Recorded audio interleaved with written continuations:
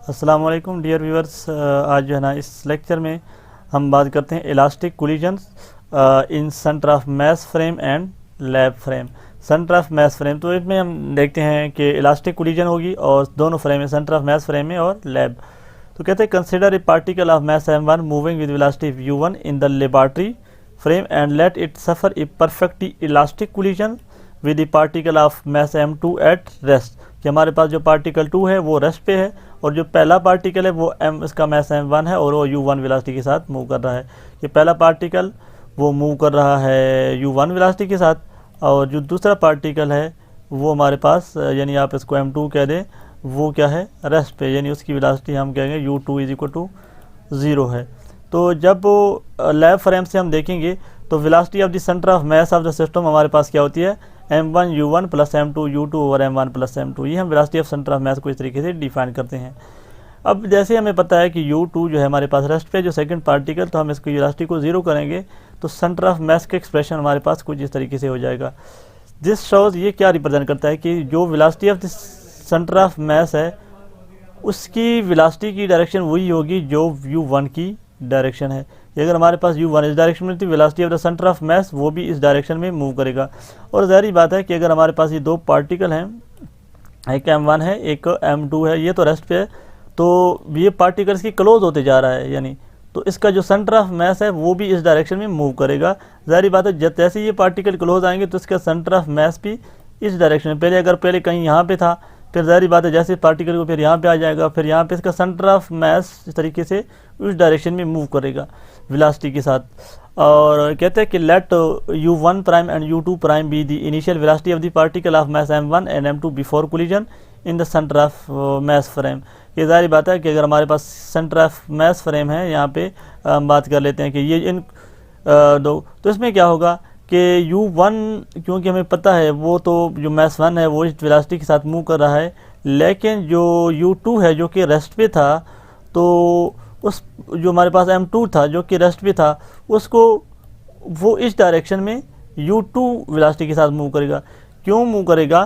क्योंकि जब भी आप किसी, फॉर एग्ज़ाम्पल आप एग्ज़ाम्पल ले लें कि आप किसी गाड़ी में बैठे होते हैं, तो आप क्या कर रहे होते हैं, आप किसी ऑब्जेक्ट को, यानी गाड़ी के लिहाज से तो आप रेस्ट पे होते हैं और आपकी गाड़ी मतलब इस डायरेक्शन में आप जा रही है, तो जो बाहर का ऑब्जर्वर है वो आपको ऐसा लगता है जैसे जो आपकी सराउंडिंग आपकी अपोजिट डायरेक्शन में मूव करने लगती है, यानी आपको ऐसी लगती है, हालांकि वो होती तो रेस्ट पे है।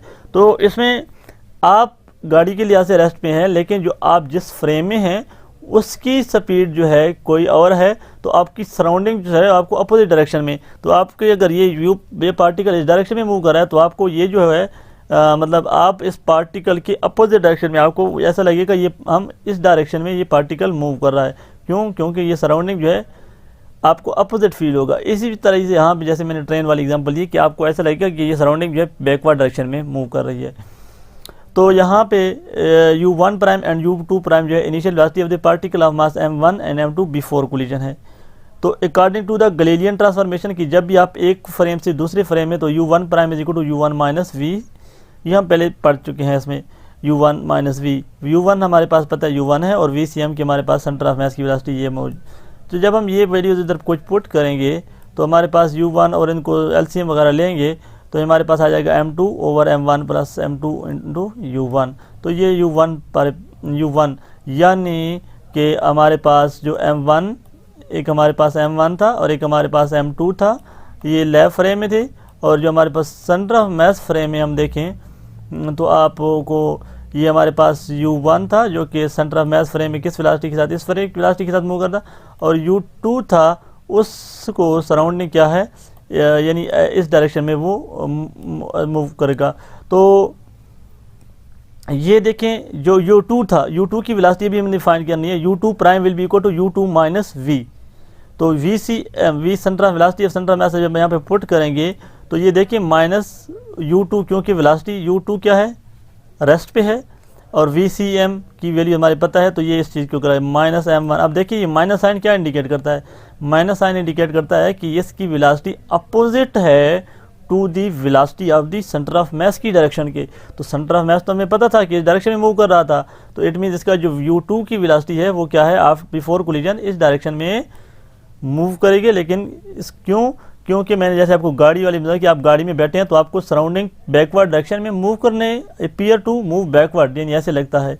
तो इस वजह से यहाँ पे हमारे पास माइनस साइन आएगा। तो u1 प्राइम हमें फाइंड किया था, फाइंड किया है सेंटर ऑफ मास फ्रेम में, जो कि m2 u1 over m1 plus m2, इसकी वेलोसिटी वही होगी जो u1 इसकी डायरेक्शन में होगी। और ये u2 प्राइम जो हमारे पास सेकंड जो पार्टिकल है सेंटर ऑफ मास फ्रेम में, यानी जो सेंटर ऑफ मास फ्रेम जो इसके जो फ्रेम की जिसकी बॉडी के साथ अटैच है जो कि रेस्ट पे है, तो इसको अब बैकवर्ड डायरेक्शन में अपोजिट डायरेक्शन में वेलोसिटी तो ये माइनस v डायरेक्शन में इसको अपीयर, तो इस वजह से माइनस cm यहाँ पे, क्योंकि u2 तो 0 है तो माइनस v cm। तो v सेंटर ऑफ मास की वेलोसिटी की अपोजिट डायरेक्शन इसकी होगी minus m1 u1 over m1 plus m2। तो ये हमारे पास जो सेकंड पार्टिकल जो कि रेस्ट पे था उसकी वेलोसिटी हमारे पास before collision in centre of mass frame होगी। अच्छा जी, इसके बाद अगर हमारे पास यूं केस है, क्योंकि सेंटर ऑफ मास फ्रेम में थे हम, तो ये कहता है कि अगर यहाँ पे जी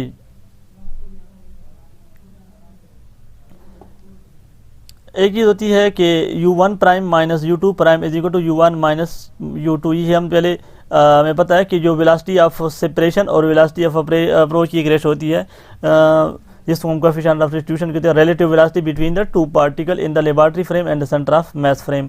u1 prime minus u2 prime is equal to u1 minus u2। ये हमारे पास रिलेटिव जो वेलोसिटी ऑफ सेपरेशन और अप्रोच की एक रेशो होती है। और ये कोएफिशिएंट इलास्टिक कोलिजन है, तो इलास्टिक कोलिजन में हमारे पास यहाँ पे एक टर्म होती है ई, जो इलास्टिक कोलिजन में 1 होती है, ठीक है। वो भी हम इससे पिछला जो लेक्चर था उसमें हमने कोएफिशिएंट ऑफ सब्स्टिट्यूशन को ऐसे डिफाइन किया था कि E is equal to v2, यानी इसमें हमारे पास अगर इस केस में देखें तो ये होगा u2 prime minus u1 prime over u2 minus u1 minus u2। तो जो इलास्टिक कोलिजन है इनमें इन दोनों की रेशो सेम होती है, तो ई इक्वल टू 1 होता है। तो यहाँ पे हमने इसलिए वो 1 लिखा ही नहीं है।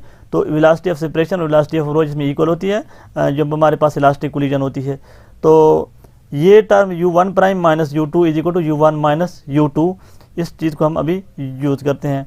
कहते हैं relation between final velocity and initial velocity in centre of mass frame.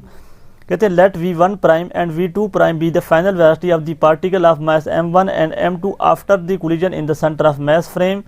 हाँ जी, कि जो सेंटर ऑफ मास फ्रेम जब दो पार्टिकल कोलाइड करेंगे, देखिए पहला पार्टिकल मूव कर रहा था और दूसरा पार्टिकल रेस्ट पे था, तो जब कोलाइड करेंगे तो आफ्टर कोलिजन जो सेंटर ऑफ मास फ्रेम है उसमें हमारे पास वेलोसिटी क्या होगी, यानी हमारे पास पहले पार्टिकल v1 प्राइम क्या होगी और जो दूसरे पार्टिकल के जो कि रेस्ट पे था v2 प्राइम, इसकी वेलोसिटी क्या होगी सेंटर ऑफ मास फ्रेम में।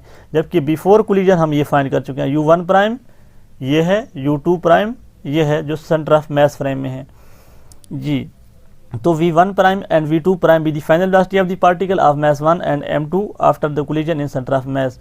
तो फिर वो कहता है कि हमारे पास हमें ये भी पता है कि सेंटर ऑफ मास फ्रेम का जो हमारे पास पोजीशन वेक्टर वो तो चेंज नहीं होता, तो हम लिखते हैं इज इक्वल टू 0।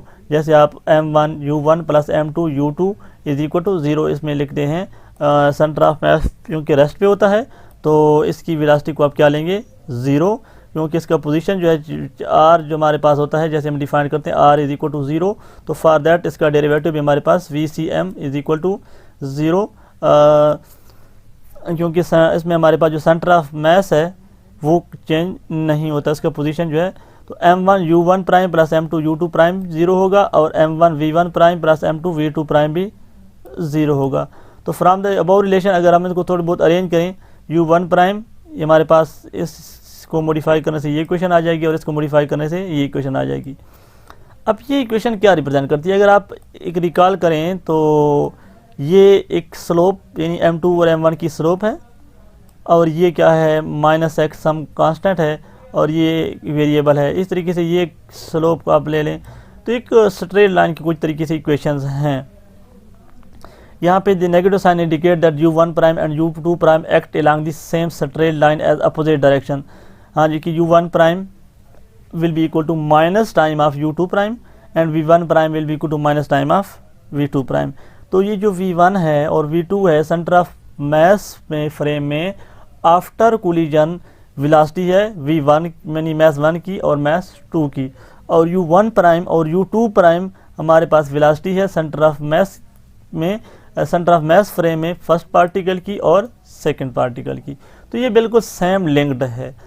ये शो करता है कि अगर हमारे पास देखिए पहला m1 था और हमने देखा कि जो हमारे पास m2 पार्टिकल था वो लेफ्ट को सेंटर ऑफ मास के अपोजिट डायरेक्शन में मूव कर रहा था इस डायरेक्शन में जो कि पहले रेस्ट पे था, लेकिन सेंटर ऑफ मास फ्रेम में वो लेफ्ट को मूव कर रहा था। यहाँ पे अगर आप देखें पीछे वाली इक्वेशन में हमने यहाँ पे देखा था इसमें ये माइनस टाइम ऑफ VCM था जो यानी सेंटर ऑफ मास फ्रेम में। तो इस वजह से यहाँ पे हमने इसकी डायरेक्शन ये थी। जब आफ्टर कोलिजन हमने देखा m1 v1 प्राइम यहाँ पे नेगेटिव साइन आ रहा है, तो v1 प्राइम और v2 प्राइम की कुछ इस तरीके से कि जो दोनों के दरमियान में अलॉन्ग सेम स्ट्रेट लाइन में मूव करती हैं इन अपोजिट डायरेक्शन में। तो जो हमारे पास v1 प्राइम की डायरेक्शन अगर ये वाली है तो v2 प्राइम की डायरेक्शन हमारे पास ये वाली है। देखिए एंटी पैरेलल है, क्यों? इस नेगेटिव साइन की वजह से। इन दो के बीच में हमारे पास एंगल क्या है? 180 का है। Act along the same straight line in opposite direction as shown in figure. तो ये बात हमेशा अपने माइंड में याद बिठानी है कि हमारे पास जब भी सेंटर ऑफ मास फ्रेम है तो आफ्टर कोलिजन जो दोनों पार्टिकल होंगी वो क्या होंगी यानी 180 एंगल पे मूव करेंगे v1 prime and v2 prime. तो यहाँ से जैसे हमारे पास इन इक्वेशन से आता है v1 prime is negative time of v2 prime, यानी दोनों में हमारे पास कौन सा एंगल है? माइनस साइन की वजह से, यानी 180 अपोजिट डायरेक्शन में। अगर v1 प्राइम इस डायरेक्शन में मूव करता है तो v2 प्राइम हमारे पास दूसरा पार्टिकल इस डायरेक्शन में मूव आफ्टर कोलिजन। कहते हैं in other word in the centre of mass frame the two particle move toward each other before collision.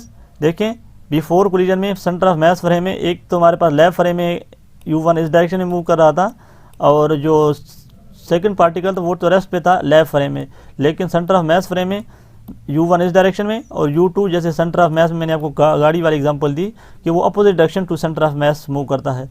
तो ये u2 इस दोनों एक दूसरे की तरफ अप्रोच कर रहे हैं सेंटर ऑफ मास फ्रेम में, लेकिन आफ्टर कोलिजन वो हमारे pass away from each other. और ये कि आफ्टर कोलिजन में एक पार्टिकल इधर मूव कर रहा है और दूसरा पार्टिकल इधर। क्यों? Because of this equation and this property कि हमारे पास सेंटर ऑफ मास का जो पोजीशन वेक्टर वो सेम का 0 रहता है। इसके बाद जो है यहाँ पे एक चीज़ होती है हमारे पास कि सेंटर ऑफ मास फ्रेम में ये जो हमारे पास जो एंगल है दोनों में क्या होते हैं आफ्टर कोलिजन 180।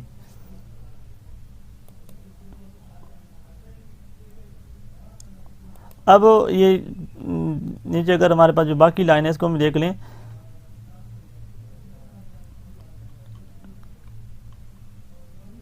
कि अगर हम कोलिजन देख लें कि ये इलास्टिक है, एन इलास्टिक है, तो collision is elastic the kinetic energy is also conserve. तो हम अगर हम देख लें 1/2 m1 u1 प्राइम का square plus 1/2 m2 u2 prime का square is equal to 1/2 m1 v1 prime का square plus 1/2 m2 v2 prime का स्क्वायर।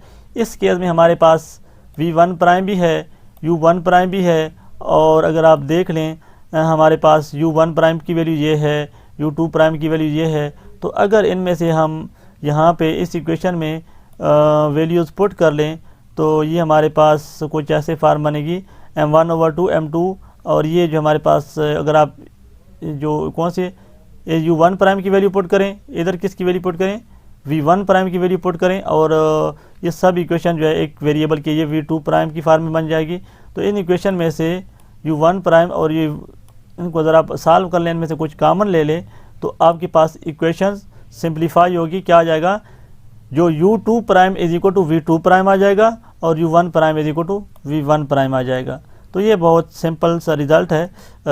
इसमें हमने सिर्फ क्या करना है, अगर आपको इसमें जूम इसका 1/2 m1 u1 प्राइम का square plus 1/2 m2 u2 prime का square is equal to m1/2 v1 prime का square plus m2/2 v2 prime. इसमें आपने क्या करना है, एक u1 प्राइम की वैल्यू पुट करनी है और एक v1 प्राइम की वैल्यू। कौन सी वैल्यूज़? एक वैल्यू ये है v1 प्राइम की, और जो u1 प्राइम की वैल्यूज़ है वो कौन सी है? वो ये वाली वैल्यूज़ पुट करनी है। और इन इक्वेशन को यानी जारी बात है कुछ कैंसिलेशन हो जाएगी, और कुछ कैंसिलेशन के बाद छोट मोट फार्मूलेट करके u2 prime is equal to v2 prime आ जाएगा और u1 prime is equal to v1 prime. ये क्या कहता है, ये कहता है कि in elastic collision in the centre of mass frame the magnitude of the velocity of the particle do not change, there is only change in the direction. जब भी हम सेंटर ऑफ मास फ्रेम में होगी तो हमारे पास magnitude जो है after collision change नहीं होगी, सिर्फ डायरेक्शन चेंज होगी।